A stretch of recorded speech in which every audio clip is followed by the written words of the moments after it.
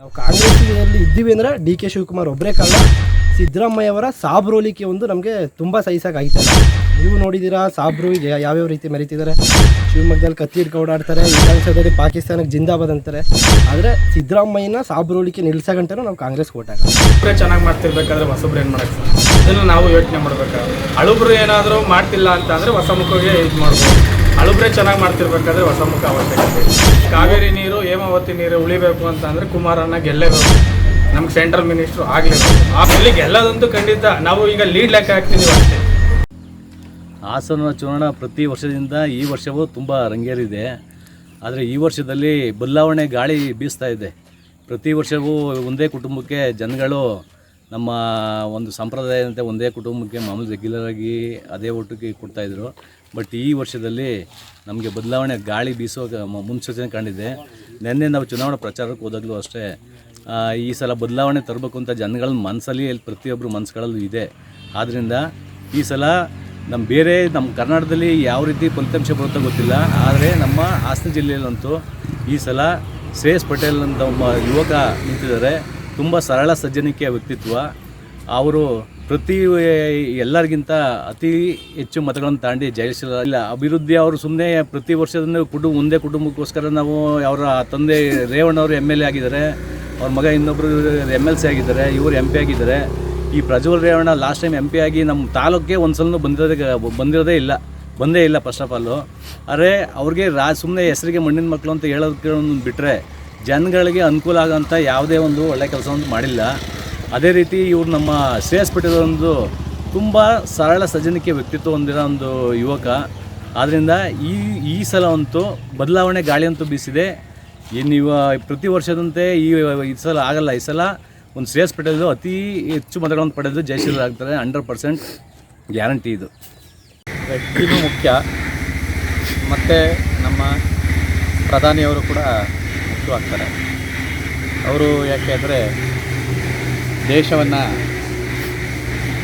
ಸಿಪಾಯಿ ಥರ ಒಬ್ಬ ಸೈನಿಕನ ಥರ ಅವರು ನಡೆಸ್ತಾ ಇದ್ದಾರೆ. ಅವರು ಪ್ರಮಾಣ ವಚನ ಸ್ವೀಕಾರ ಮಾಡುವಾಗಲೂ ಅಷ್ಟೇ, ನಾನು ಮೊದಲನೇ ಒಬ್ಬ ಸಿಪಾಯಿಯಾಗಿ ದುಡಿತೀನಿ ಅಂತ. ದೇಶ ಅಂತಕ್ಕಂಥದ್ದು ಭಾಳ ಮುಖ್ಯ ಆಗುತ್ತೆ. ಗಡಿ ವಿಚಾರದಲ್ಲಿ ಭಾಳ ರಕ್ಷಣೆಯನ್ನು ಕೊಟ್ಟಿದ್ದಾರೆ. ಹಾಗಾಗಿ ಮೋದಿಯವರೇ ಬರಬೇಕು. ಅದಕ್ಕೆ ನಮ್ಮ JDS ಪಕ್ಷನೂ ಕೂಡ BJP ಜೊತೆಯಲ್ಲಿ ಮಿಂಗಲ್ ಆಗಿರೋದ್ರಿಂದ ಅವರು ಕೂಡ ನಮ್ಮ BJP ಪಕ್ಷಕ್ಕೆ ಸಪೋರ್ಟನ್ನು ಸೂಚಿಸಿದ್ದಾರೆ. ಮತ್ತು ಇಲ್ಲಿ ನಮ್ಮ ಹಾಸನ ಜಿಲ್ಲೆಯಲ್ಲಿ ಪ್ರಜ್ವಲ್ ಅವರು ಕೂಡ ನಿಂತಿದ್ದಾರೆ. ಅವರು ವಿರೋಧ ಪಕ್ಷನೂ ಇದೆ, ಆದರೂ ಕೂಡ ಇವರೇ ಗೆಲ್ತಾರೆ. ಪ್ರಜ್ವಲ್ ರೇವಣ್ಣ ಮೋದಿಯವರ ಮುಖ ನೋಡಿ ನಾವೆಲ್ಲ ಒಳ್ಳೆ ಕೆಲಸಗಳು ಮಾಡಿದ್ದಾರೆ. ಮೋದಿ ಕಾಲದಲ್ಲಿ ಎಲ್ಲ ದೇಶದ ರಾಜ್ಯಗಳಲ್ಲಿ ಡಿಸ್ಟ್ರಿಕ್ಟ್ಗಳಲ್ಲಿ ತಾಲೂಕುಗಳಲ್ಲಿ ಎಲ್ಲ ಅಭಿವೃದ್ಧಿಗಳಿಗೋಸ್ಕರ ಎಲ್ಲ ಅಭಿವೃದ್ಧಿ ಮಾಡಿದ್ದಾರೆ.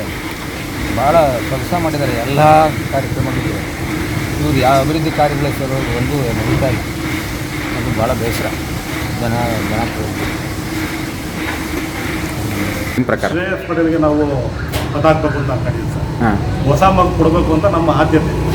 ಕಾಂಗ್ರೆಸ್ ಈ ಸತಿ ಬಂದರೆ ದೇಶ ಒಂದ್ಸತಿ ಉದ್ಧಾರ ಆಗುತ್ತೆ. ಮೋದಿಗೆ ನಾವು 2014ರಿಂದ ಇಲ್ಲಿವರೆಗೂ ಕೊಡ್ಕೊಂಡು ಬಂದಿದ್ದೀವಿ. ಬಡ ಜನಗಳು ತೀರಾ ಸಂಕಷ್ಟದಲ್ಲಿದ್ದಾರೆ. ಇವತ್ತು ಕಷ್ಟ ಕೇಳೋರು ಯಾರೂ ಇಲ್ಲ. ಇವತ್ತು ಒಂದು ಗ್ಯಾಸಿನ ರೇಟ್ ಆಗಲಿ, ಒಂದು ಪೆಟ್ರೋಲ್ ರೇಟ್ ಆಗಲಿ, ಎಲ್ಲ ದಿನನಿತ್ಯ ವಸ್ತುಗಳು ಸಹ ಬೆಳೀತಾ ಇರುವಂಥ ವಸ್ತುಗಳು ಸಹ ಜಾಸ್ತಿ ಗಗನಕ್ಕೆ ಏರ್ತಾ ಇದೆ. ರೈತರ ಕಷ್ಟ ಕೇಳೋರಿಲ್ಲ, ಜನ ಸಾಮಾನ್ಯರ ಕಷ್ಟ ಕೇಳೋದಿಲ್ಲ, ಯಾವುದೂ ಇಲ್ಲ. ನಾವು ಇಲ್ಲಿವರೆಗೂ BJP ಓಟ್ ಹಾಕಿ ಬಂದಿದ್ದೀವಿ. ಸಾಕು ಇಲ್ಲಿವರೆಗೂ ಹಾಕಿರೋದು. ನಾವು ಕಾಂಗ್ರೆಸ್ ಮುಸ್ಲಿಂ ಮತ ಹಾಕ್ತೀವಿ. ನಾವು ಕಾಂಗ್ರೆಸ್ ಆಡಳಿತದಲ್ಲಿ ಮಾಡಿರೋಂಥ ಸಾಧನೆಗಳ ಬಗ್ಗೆ ಮತ್ತು ಅವ್ರು ಕೊಟ್ಟಿರೋಂಥ ಯೋಜನೆಗಳ ಬಗ್ಗೆನೂ ಭಾಳ ಚೆನ್ನಾಗಿದೆ. ಬಡವರು ಇವತ್ತು ನಾವು ನಮಗೆ ಇರ್ಬೋದು, ಕೆಲವು ಬಡವರು ತೀರಾ ಮೀರ 800 ರೂಪಾಯಿ 600 ರೂಪಾಯಿ ಪಿಂಚಣಿ ತಗೊಂಡು ಜೀವನ ಮಾಡ್ಕೊಡುವಂಥದ್ದು ಇದ್ದಾರೆ. ಅವ್ರು ಇವತ್ತು 2000 ರೂಪಾಯಿ ಕೊಡೋದ್ರಿಂದ ಅವ್ರಿಗೆ ಎಷ್ಟು ಹೊಟ್ಟೆ ತುಂಬ ಊಟ ಮಾಡ್ತಾಯಿದ್ದಾರೆ. ಇವತ್ತು 10 kg ಅಕ್ಕಿ ಕೊಡೋದ್ರಿಂದ ಹೊಟ್ಟೆ ತುಂಬ ಊಟ ಮಾಡ್ತಾಯಿದ್ದಾರೆ. ಇರೋರು ಬಿಡಿ, ಇಲ್ಲದವ್ರ ಬಗ್ಗೆ ಯೋಚನೆ ಮಾಡಿ. ನಾವು ಇದ್ದವರು ನೂರಲ್ಲಿ 10% ಆದರೆ 90% ಜನ ಇವತ್ತು ಹೊಟ್ಟೆ ಹಸುವಿನಿಂದ ಎಷ್ಟೋ ಜನ ಇದ್ದಾರೆ. ಇವತ್ತು ಸಿದ್ದರಾಮಯ್ಯವರು ಮಾಡಿರೋಂಥ 200 ರೂಪಾಯಿ ಮತ್ತು ಏನು ಬಸ್ ಉಚಿತ ಮತ್ತು 10 kg ಅಕ್ಕಿ, ಅದರಿಂದಾಗಿ ಎಷ್ಟೋ ಜನ ಹೊಟ್ಟೆ ತುಂಬ ಊಟ ಮಾಡ್ಕೊಂಡು ಇವತ್ತು ಭಾಳ ಚೆನ್ನಾಗಿ ಅವರ ಹೆಸರು ಹೇಳ್ಕೊಂಡು ಜೀವನ ಮಾಡ್ತಾರೆ. ಶ್ರೇಯಸ್ ಪಟೇಲ್ ಅವ್ರನ್ನ ಆಯ್ಕೆ ಮಾಡಬೇಕು ಅಂತ ನಮ್ಮ ಒಂದು ಲೀಡಲ್ಲಿ ಏನಾದರೂ ಇದು ಮಾಡಿ ಗೆದ್ದೇ ಗೆಲ್ತಾರೆ. ಎಷ್ಟು ಲೀಡ್ ಇರ್ಬೋದು ಸರ್ ಲೀಡಲ್ಲಿ ಒಂದು 50,000 ಲೀಡಲ್ಲಂತೂ ಗೆದ್ದೇ ಗೆಲ್ತಾರೆ ಶ್ರೇಯಸ್ ಪಟೇಲ್ ಈ ಸರಿ ಡೆಫಿನೆಟ್? ಡೆಫಿನೆಟ್ ಗೆದ್ದೇ ಗೆಲ್ತಾರೆ. ಯಾಕೆಂದ್ರೆ ನಾವು ಇವತ್ತಿನ ಸರ್ಕಾರಗಳ ಇವತ್ತಿನ ನಮ್ಮ ಸ್ಥಳೀಯ ರಾಜಕಾರಣಿಗಳನ್ನ ನೋಡ್ತಾ ಇದ್ದಾರೆ. ನಾವು ತಾಲೂಕು ಆಫೀಸ್ಗೆ ಹೋಗೋಕ್ಕಾಗಲ್ಲ, ಲಂಚ. ಮುನ್ಸಿಪಾಲ್ಟಿಗೆ ಹೋಗೋಕ್ಕಾಗಲ್ಲ, ಲಂಚ. ಪಂಚಾಯತಿಗೆ ಹೋಗೋಕ್ಕಾಗಲ್ಲ, ಲಂಚ. ಏನು ಸರ್ ನಾವು ಮಾಡೋದು? ನಾವು ಯಾರು ಸ್ಥಳೀಯ MLAಗಳಿಗೆ ಹೇಳಿದ್ರೆ ಅವ್ರು ಅಂತಾರೆ, ನೋಡಪ್ಪ ಅದೇನು ನೋಡೋ ಅಂತ ಅಂತಾರೆ ಅಷ್ಟೇ. ಇಲ್ಲಿ ವಿಚಾರಗಳನ್ನ ಯಾರು ಕೇಳೋರಿಲ್ಲ. ನಮ್ಮ ಕಾಂಗ್ರೆಸ್ ಆಡಳಿತದಲ್ಲಿ ಕೃಷ್ಣ ಬೈರೇಗೌಡರು ಕಂದಾಯ ಮಿನಿಸ್ಟರ್ ಆಗಿದ್ದಾರೆ, ಬಂದು ಪ್ರತಿಯೊಂದು ತಾಲೂಕು ಅವ್ರು ಬಂದು ವೆರಿಫಿಕೇಶನ್ ಮಾಡಿದ್ದಾರೆ. ಈಗಲೂ ಅವರೇ ಅಲ್ವಾ? ಈಗಲೂ ಅವರೇ ಇದ್ದಾರೆ. ಎಷ್ಟೋ ಅಷ್ಟು ಭ್ರಷ್ಟಾಚಾರ ಕಮ್ಮಿ ಆಗಿದೆ. ಅವ್ರಿಗೆ ಗೊತ್ತಾದ್ರೆ ಸಾಕು, ಸ್ಥಳದಲ್ಲೇ ಅವ್ರನ್ನ ಅಮಾನತುಗೊಳಿಸ್ತಾ ಇದ್ದಾರೆ. ಅಂಥ ರಾಜಕೀಯ ವ್ಯಕ್ತಿಗಳು ನಮಗೆ ಬೇಕು. ನಮಗೆ ವೋಟ್ ಹಾಕಿ ರಾಜಕೀಯ ವ್ಯಕ್ತಿಗಳು ನಮಗೆ ಬೇಕಾಗಿಲ್ಲ. ಬರೀ ಮಾತಲ್ಲಿ ನಮ್ಮವರು ಬೇಕಾಗಿಲ್ಲ, ಅವಶ್ಯಕತೆ ಇಲ್ಲ ನಮಗೆ ನಿಷ್ಠಾವಂತ ಕೆಲಸ ಮಾಡುವಂಥ ರಾಜಕಾರಣಿ ಬೇಕು. ಅದರಿಂದ ಶ್ರೇಯಸ್ ಪಟೇಲ್ ಅನ್ನು ನಾವು ಆಯ್ಕೆ ಮಾಡ್ತೀವಿ. ಹಾಸನದ ಸರ್, ಹಾಸನ ರಾಜಕೀಯ ಏನು ಅಂತ ಫೈಟ್ ಏನಿಲ್ಲ, ಮಾಮೂಲಿ ನಾರ್ಮಲ್ ಆಗಿ ನಡೀತಿದೆ. ಮಾಮೂಲಿ ಯಾವ ಥರ ನಡೀತಿದೆ ಅದೇ ಥರ ನಡೀತಿದೆ ಸರ್. ಅಭಿವೃದ್ಧಿ ಮತ್ತು ದೇಶ ಎರಡೂ ಕೂಡ ನೋಡ್ತಿದ್ದೀವಿ. ನಮ್ಮ ಹಾಸನದಲ್ಲಿ ದೇವೇಗೌಡರು ಫ್ಯಾಮಿಲಿ ಮಾಡಿರೋಂಥ ಅಭಿವೃದ್ಧಿ ಬೇರೆ ಇನ್ಯಾರು ಮಾಡೋಕ್ಕಾಗಲ್ಲ. ಮತ್ತು ಮೋದಿ ನಡೆಸ್ತಾರಂಥ ಕಾರ್ಯಕ್ರಮಕ್ಕೆ ಮತ್ತೆ ಮಾಡೋಕ್ಕಾಗಲ್ಲ. ಆ ಉದ್ದೇಶದಿಂದ ಎರಡಕ್ಕೂ ಕೂಡ ನಾವು ಅದನ್ನೇ ಇದು ಮಾಡ್ತಿದ್ದೀವಿ. ಹಳುಬ್ರೆ ಚೆನ್ನಾಗಿ ಮಾಡ್ತಿರ್ಬೇಕಾದ್ರೆ ಹೊಸಬ್ರು ಏನು ಮಾಡಕ್ಕೆ ಅಲ್ವಾ? ಅದನ್ನು ನಾವು ಯೋಚನೆ ಮಾಡ್ಬೇಕಾದ್ರೆ ಹಳುಬ್ರು ಏನಾದರೂ ಮಾಡ್ತಿಲ್ಲ ಅಂತ ಅಂದರೆ ಹೊಸ ಮುಖಗೆ ಇದು ಮಾಡ್ಬೋದು. ಹಳುಬ್ರೆ ಚೆನ್ನಾಗಿ ಮಾಡ್ತಿರ್ಬೇಕಾದ್ರೆ ಹೊಸ ಮುಖ ಅವಶ್ಯಕತೆ ಇದೆ. ದೇಶ ಮತ್ತೆ ಮೋದಿನೇ ಕಾವೇರಿ ನೀರು ಹೇಮಾವತಿ ನೀರು ಉಳಿಬೇಕು ಅಂತ ಅಂದರೆ ಕುಮಾರಣ್ಣ ಗೆಲ್ಲೇಬೇಕು, ನಮ್ಗೆ ಸೆಂಟ್ರಲ್ ಮಿನಿಸ್ಟ್ರು ಆಗಲೇಬೇಕು. ಆ ಉದ್ದೇಶದಿಂದ ನಾವು ಈ ಸತಿ JDS ಮತ್ತು BJP ಮೈತ್ರಿಕೂಟದಿಂದ ಈ ಸತಿ ಹೆಚ್ಚು ಬಹುಮತದಿಂದ ಗೆಲ್ತಾರೆ. ಇಲ್ಲಿ ಗೆಲ್ಲೋದಂತೂ ಖಂಡಿತ. ನಾವು ಈಗ ಲೀಡ್ ಲೆಕ್ಕ ಹಾಕ್ತಿದ್ದೀವಿ ಅಷ್ಟೇ. ಗೆಲ್ಲೋದಂತೂ ಖಂಡಿತ ಲೀಡ್ ಲೆಕ್ಕ ಹಾಕ್ತಿದ್ದೀವಿ ಅಷ್ಟೇ. ಗ್ಯಾರಂಟಿ ಏನಕ್ಕೆ ಸರ್, ಬೆಳಗ್ಗೆ ಬನ್ನಿ 9:30 ಇಲ್ಲಿ ಹಳೆ ಬಸ್ ಸ್ಟ್ಯಾಂಡ್ ಹತ್ರ ಬಂದ್ಬಿಟ್ರೆ, ಚಂದ್ರಾಯಪಟ್ಟಣ ಹಳೆ ಬಸ್ ಸ್ಟ್ಯಾಂಡ್ ಹತ್ರಕ್ಕೆ ಸ್ಕೂಲ್ ಮಕ್ಕಳಿಗೆ ಕಾಲೇಜ್ ಮಕ್ಕಳಿಗೆ ಎಷ್ಟು ತೊಂದರೆ ಆಗ್ತಿದೆ ಅಂತ ಅಂದರೆ, ಒಂದು ಪಕ್ಷ ಸಿದ್ದರಾಮಯ್ಯನ ಬಂದು ಇಲ್ಲಿ ನಿಲ್ಲಿಸ್ಬೇಕು. ಬೆಳಗ್ಗೆ 9:30 ಇಲ್ಲಿ ನಿಲ್ಲಿಸೋದಕ್ಕೆ ಅವಾಗ ಗೊತ್ತಾಗುತ್ತೆ ಅವರಿಗೆ ಯಾರಿಗೆ ಗ್ಯಾರಂಟಿ ಏನೋ ಅಂತ. ಇದು ಒಂದು ಕಡೆ ಕಿತ್ತಿ ಒಂದು ಕಡೆ ಕೊಟ್ಟರೆ ಏನು ಪ್ರಯೋಜನ? ಕೊಟ್ಟರೆ ಎಲ್ಲರಿಗೂ ಸಮಾನತೆ. ಈ ವಯಸ್ಸಾದವ್ರಿಗೆ, 50 ವರ್ಷದ ಮೇಲ್ಪಟ್ಟವ್ರಿಗೆ, ಸ್ವಾತಂತ್ರ್ಯ ಹೋರಾಟಗಾರರಿಗೆ, ಸ್ಕೂಲ್ ಮಕ್ಕಳಿಗೆ, ಈ ಹಾಸ್ಪಿಟ್ಲ್ಗಳಿಗೆ ಅಂಥದ್ದು ಕೊಡಲಿ. ಈ ಎಲ್ಲರಿಗೂ ಫ್ರೀ ಅಂತ ಅಂದ್ಬಿಟ್ಟು ಈಗ ನಮ್ಮ ಮಕ್ಳನ್ನೇ ಎಕ್ಸಾಂಪಲ್ಲು, ನಾವೇ ಪುಸ್ತಕಟ್ಟೆಗೆ ಇಸ್ಬಿಟ್ಟು ಮಾಡಿದ್ರೆ ಹೆಂಗಿರುತ್ತೆ? ಕಷ್ಟ ಅನ್ನೋದು ತೋರಿಸ್ಬೇಕು. ಅವಾಗ ಅವ್ರಿಗೆ ಕಷ್ಟ ಅನ್ನೋದು ಗೊತ್ತಾಗುತ್ತೆ. ಬಿಟ್ಟಿ ಬಗ್ಗೆ ಯಾರಿಗೂ ಬೇಕಿರಲಿಲ್ಲ. ಅದ್ರ ಬದಲು ಹಾಸ್ಪಿಟ್ಲ್ಗಳಿಗೆ ಅವ್ರಿಗೆ ಮಾಡಿದರೆ ಎಷ್ಟು ಅನುಕೂಲ ಆಗುತ್ತೆ. ಒಟ್ಟಿನಲ್ಲಿ ಹಾಸನದಲ್ಲಿ ನೀವು ಲೀಡ್ ಲೆಕ್ಕ ಹಾಕ್ತಿದ್ದೀವಿ.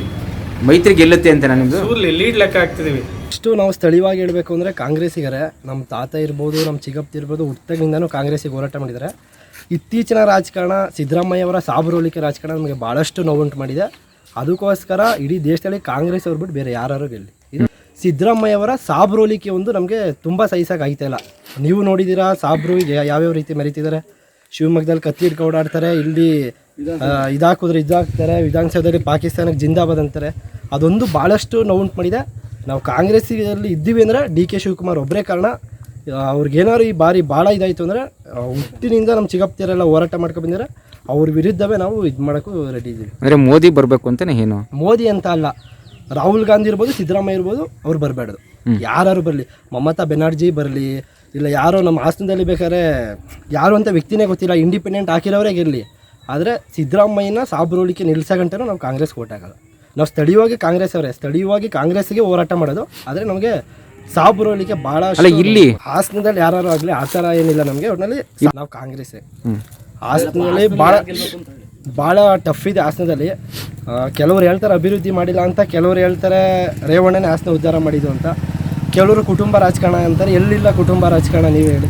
ಅಂಗ್ಲೆಕ್ಕ ಹಾಕಿದ್ರೆ ನಮ್ಮ ಕಾಂಗ್ರೆಸ್ಸಲ್ಲಿ 20 ಜನಕ್ಕೆ ಮಕ್ಕಳಿಗೆ ಟಿಕೆಟ್ ಸಿಕ್ಕಿದೆ.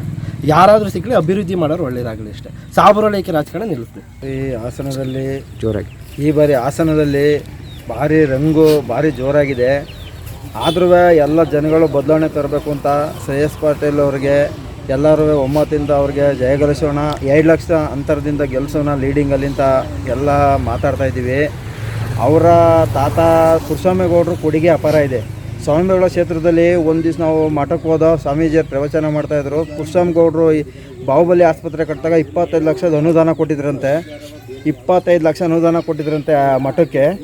ಅದೇ ಥರ ನೀವೇ ಮುಂದೆ ನಿಮಗೆಲ್ಲ ನಾವು ಗೆಲ್ಲಿಸ್ಕೊಡ್ತೀವಿ, ಅದೇ ಥರ ನೀವು ಸ್ವಲ್ಪ ಅಭಿವೃದ್ಧಿ ಕೆಲಸ ಮಾಡ್ಕೊಂಡು ಹೋಗ್ಬೇಕು ನೀವು ಅಂತ ಅಲ್ಲಿ ಆ ಥರ ಕೇಳ್ಕೊಂಡ್ರು ಅವ್ರನ್ನ. ಮಾಡಿಕೊಡ್ತೀನಿ ಅಂತ ಹೇಳಿದ್ದಾರೆ. ಆದ್ದರಿಂದ ಇದರ ಬದಲಾವಣೆ ತರಬೇಕು. ನಾವು ಶ್ರೇಯಸ್ ಪಟೇಲ್ ಅವ್ರನ್ನು ನಾವೆಲ್ಲರೂ ಗೆಲ್ಲಿಸ್ಬೇಕು. ಇದು 2 ಲಕ್ಷ ಓಟ್ರಿಂದ ಗೆಲ್ತಾರೆ ಅಂತ ನಮ್ಮ ಅನಿಸಿಕೆ. ಎಲ್ಲ ಒಗ್ಗಟ್ಟಾಗಿ ನಾವು ಅವ್ರನ್ನ ಗೆಲ್ಲಿಸ್ಬೇಕು, ಬದಲಾವಣೆ ತರಬೇಕು ನಮ್ಮ ಹಾಸನ ಜಿಲ್ಲೆಯಿಂದ ಕೇಳ್ತಿದ್ದೇವೆ. ಮೊದಲನೇ ಓಟ್ ಹಾಕ್ತಿದ್ದೀರಾ ಅಥವಾ ಈಗಾಗಲೇ ಮುಂಚೆ ಓಟ್ ಹಾಕಿದ್ದೀರಾ? ಈ ಸರಿ ಯಾವ ಥರ ಇದೆ ನಿಮ್ಮ ಕ್ಷೇತ್ರದಲ್ಲಿ? ಇವಾಗಲೇ ನಾನು ಇದು 3ನೇ ಬಾರಿ ಓಟ್ ಹಾಕ್ತಾ ಇದ್ದು. ನಮ್ಮ ಹಾಸನ ಲೋಕಸಭಾ ಚುನಾವಣೆಯಲ್ಲಿ ನಮ್ಮ ಶ್ರೇಯಸ್ ಪಟೇಲ್ ಅವರು ಕಡಿಮೆ ಅಂದ್ರೂ 50,000 ಲೀಡಿಂದ ಗೆಲ್ತಾರೆ. ಯಾಕೆಂದರೆ ಅವರು ಸರಳತೆ, ಸಜ್ಜನಿಕೆ ಎಲ್ಲ ಭಾರಿ ಚೆನ್ನಾಗಿದೆ. ಹಾಗೂ ಇವಾಗ ಏನಂದರೆ ನಮ್ಮ ಹಾಸನ ಲೋಕಸಭೆಯಲ್ಲಿ ಈ ಪ್ರತಿಯೊಬ್ಬರು ಏನು ಲೀಡ್ರ್ಗಳಿದ್ದಾರೆ ಪ್ರತಿಯೊಬ್ಬರು ಒಗ್ಗಟ್ಟಿನ ಮಂತ್ರ ಜಪಿಸವ್ರೆ. ಪ್ರತಿಯೊಬ್ಬರು ಅವರು ಆ ಕಡೆ ಈ ಕಡೆ ಅಂತ ಅಲ್ಲ, ಎಲ್ಲ ಒಗ್ಗಟ್ಟಿಂದ ಇರೋದಕ್ಕೆ 50,000 ಓಟು ಕಡಿಮೆ ಅಂದರೂ ಲೀಡ್ ತಗೋತಾ ಇದ್ದಾರೆ. ನಮ್ಮ ರಾಮಚಂದ್ರಣ್ಣ ಆಗಿರ್ಬೋದು, ಗೋಪಾಲ್ ಸ್ವಾಮಿ ಆಗಿರ್ಬೋದು, ದೀಪು ಅವರಾಗಿರ್ಬೋದು, ಅರಕಲಗೂಡಿಗೆ ಹೋದರೆ ಶ್ರೀಧರ್ ಗೌಡರು, ಅವರು ಎಲ್ಲರೂ ಒಗ್ಗಟ್ಟಿಂದ ಇವತ್ತು ಶ್ರೇಯಸ್ ಪಟೇಲ್ಗೆ ಭಾರಿ ಚೆನ್ನಾಗಿ ಓಡಾಡ್ತಾ ಇದ್ದಾರೆ. ಒಳ್ಳೆನೂ ನೋಡಬೇಕು, ಅದ್ರ ಅಭಿವೃದ್ಧಿನೂ ನೋಡಬೇಕು. ಸರಳ ಅವ್ರು ನೋಡಿದ್ರೆ ಗೊತ್ತಾಗುತ್ತೆ, ಭಾರಿ ಸರಳ ವ್ಯಕ್ತಿ. ಅಭಿವೃದ್ಧಿಲೂ ಅವ್ರ ತಾತ ಅವರು ಪುಟ್ಟಸ್ವಾಮಿ ಗೌಡರು ಅವರು ಭಾರಿ ಅಭಿವೃದ್ಧಿಗಾರರು. ಹಾಗಾಗಿ ಅವರು ಚೆನ್ನಾಗಿ ಕೆಲಸ ಮಾಡ್ತಾರೆ ಅಂತ ಹೇಳ್ತಾರೆ.